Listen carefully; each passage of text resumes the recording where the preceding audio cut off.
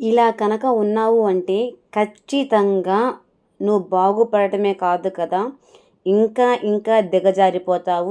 ఏమీ చేయలేని పరిస్థితికి కూడా వస్తావు. నిజంగా నేను చెప్తున్నాను కదా. ఎప్పుడైతే నేను ఒక్కదాన్నే, నేనేం చేయలేను, ఏం సాధించలేను, నాకెవరున్నారు, నాకెవ్వరు లేరు కదా, మరి నాకు సపోర్ట్ లేదు కాబట్టి నేనేం చేయలేనని ఎప్పుడైతే నువ్వు అనుకుంటావో నిజంగానే ఏమీ సాధించలేవు. సాధించడము సాధించకపోవడం తర్వాత సంగతి, అస్సలకి బ్రతకలేవు కూడా.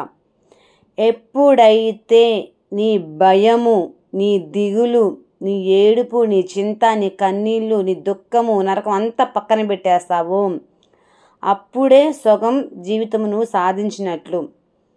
ఒక్కడివే అని భయపడుతూ కూర్చోకుండా ఒంటరిగా నీకు నీవే, ఆడవాళ్ళైనా మగవాళ్ళైనా సరే, ఎప్పుడైతే పోరాటం చేస్తారో నీకున్న సిచ్యువేషన్స్ని బట్టి అప్పుడే నువ్వు విజయం సాధించగలవు. ఒక్కడివే అని భయపడద్దు, ఒంటరిగా పోరాటం చేయి. గొప్ప గొప్ప వాళ్ళే ఒంటరిగా ప్రయాణం చేసి సామ్రాజ్యాలు నిర్మించిన వాళ్ళే. గుంపులు గుంపులుగా వచ్చిన వాళ్ళు ఎవ్వరూ సక్సెస్ చేయలేకపోయారు. ఎవరైతే ఒక్కరిగా నిజాయితీగా తనకంటూ ఒక స్టేటస్ ఏర్పరచుకొని ఎవరైతే పోరాడారో వాళ్ళు ఖచ్చితంగా లైఫ్లో సక్సెస్ అయ్యే తీరతారు.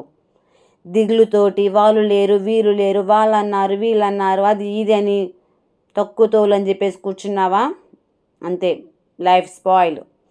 ఎప్పుడైతే భయం వీడి ముందడుగు వేస్తావో అప్పుడే నీ వెనకాల సక్సెస్ కూడా అలా వచ్చి తీరుతుంది. నా మాటలు నిజమైతే ఖచ్చితంగా లైక్ చేసి షేర్ చేయండి ఫ్రెండ్స్. Thank you.